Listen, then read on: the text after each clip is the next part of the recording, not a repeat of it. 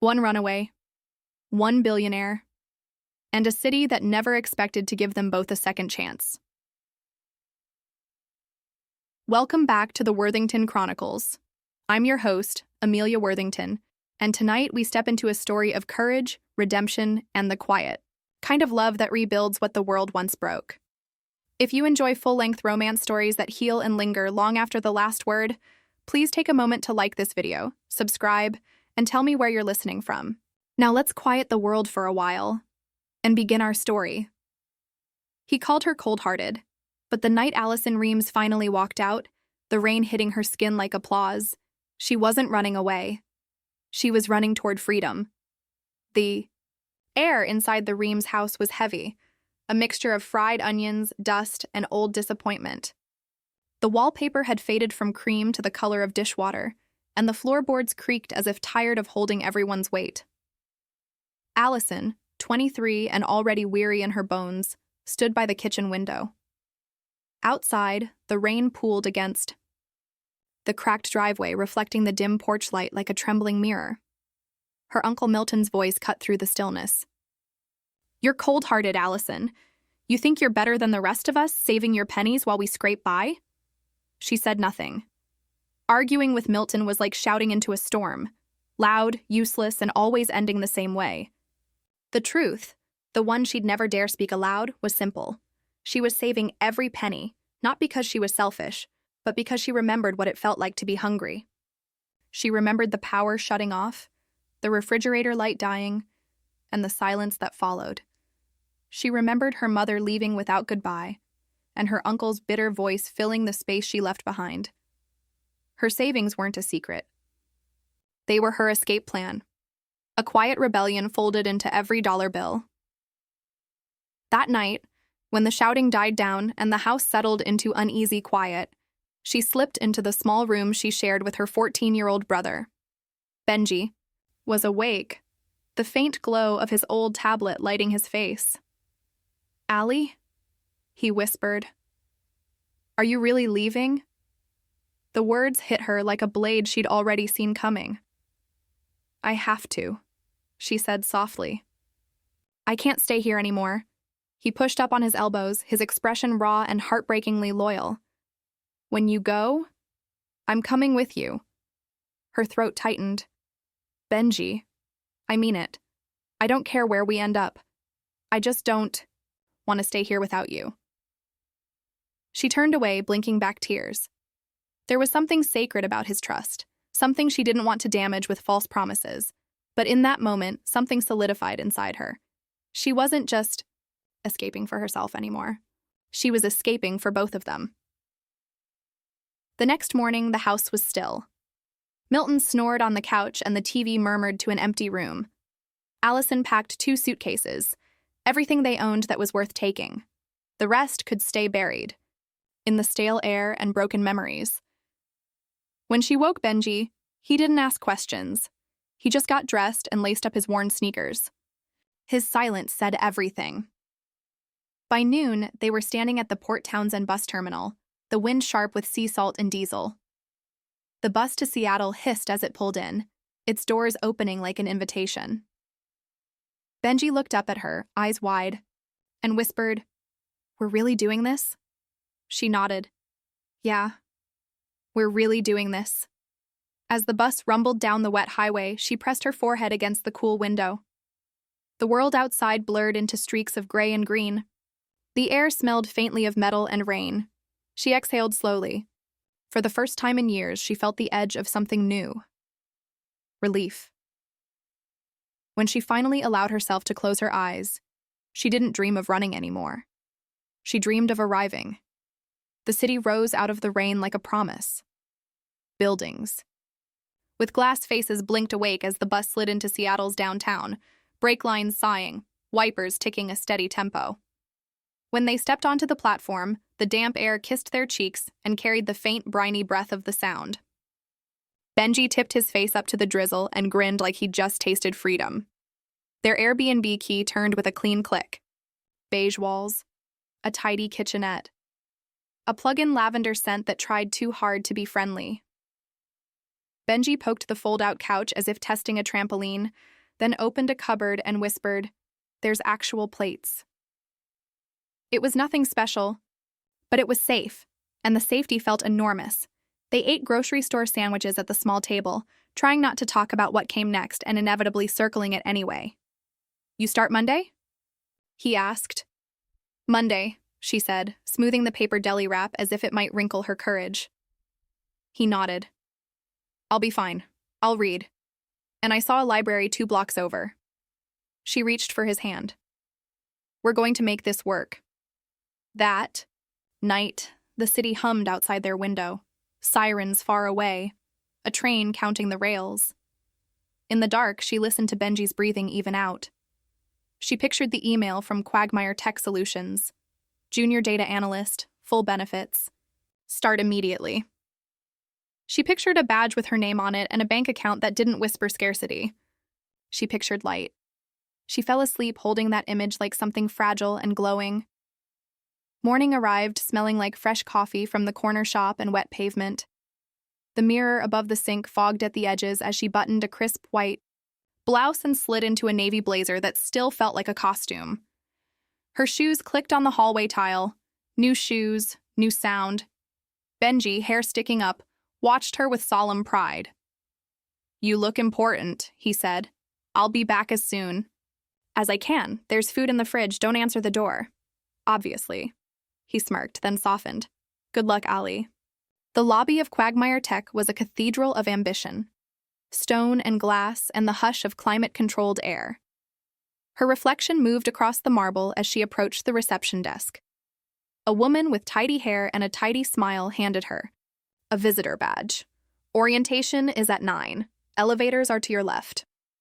Upstairs, the open office breathed a different air. Cooler, faintly lemon-polished, humming with servers. A man with a cheerful tie introduced himself as Caleb from Data Ops and showed her to a minimalist desk. "You picked a fun week," he said. "Half the exec team's out with the flu.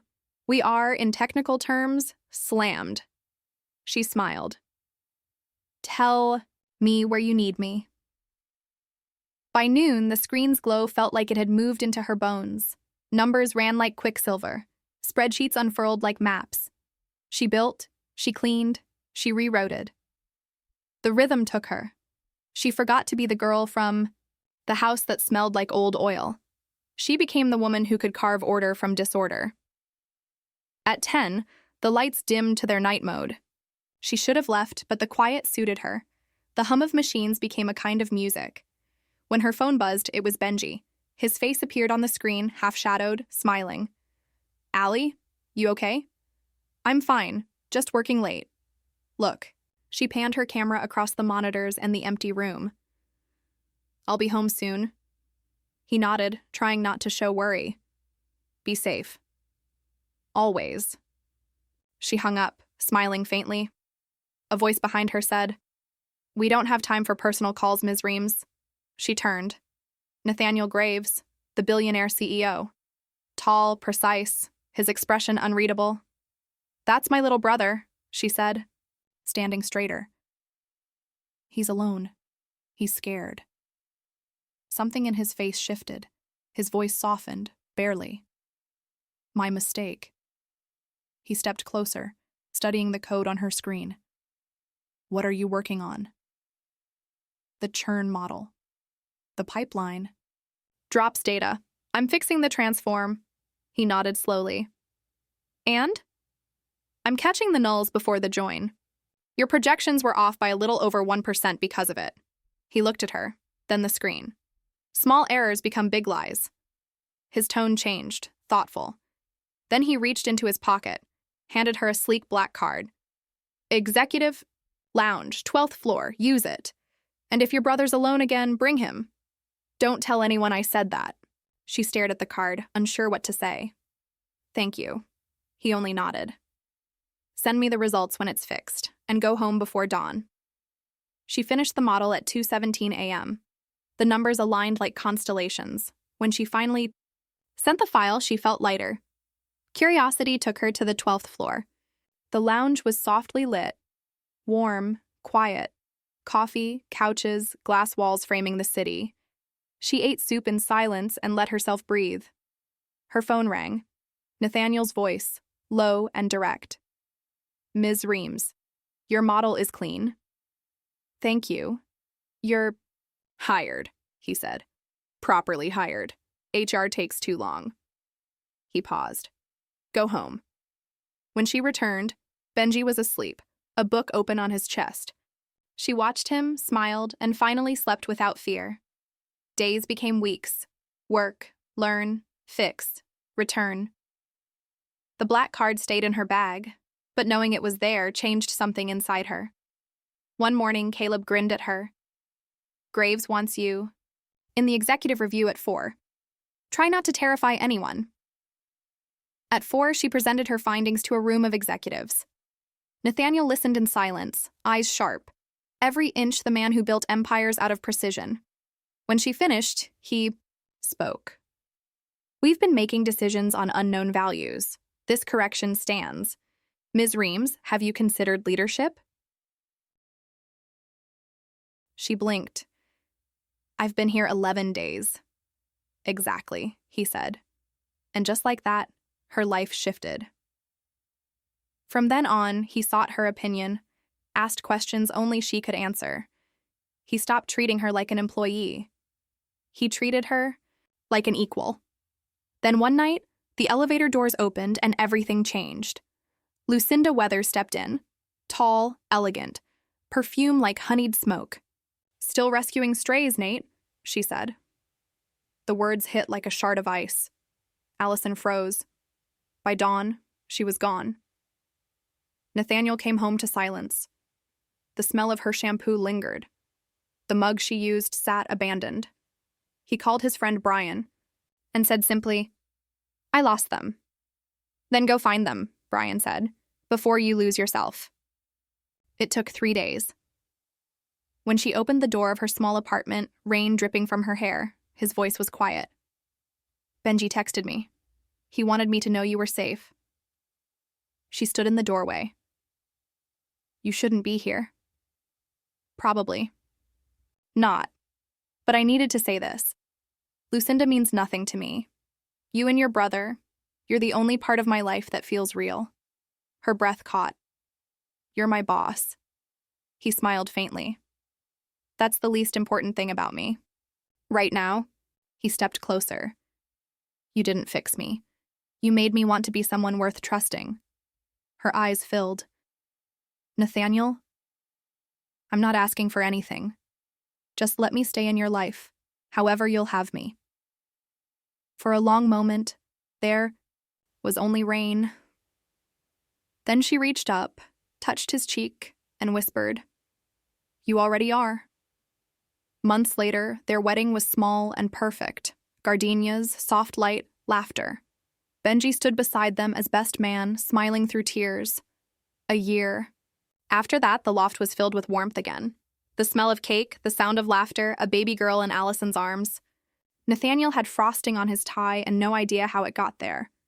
Allison watched her family.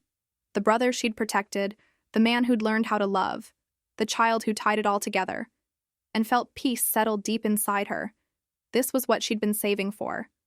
Not escape, not safety, home. And in the quiet that followed, she understood. The quiet heart isn't the one that never breaks. It's the one that learns to beat again. And that was the quiet heart. If this story touched you, tell me in the comments where you're listening from, and share a name for our next hero or heroine. Your idea just might inspire the next story. Don't forget to like, subscribe, and ring the bell to stay part of the Worthington Chronicles. Because love stories like these are just the beginning.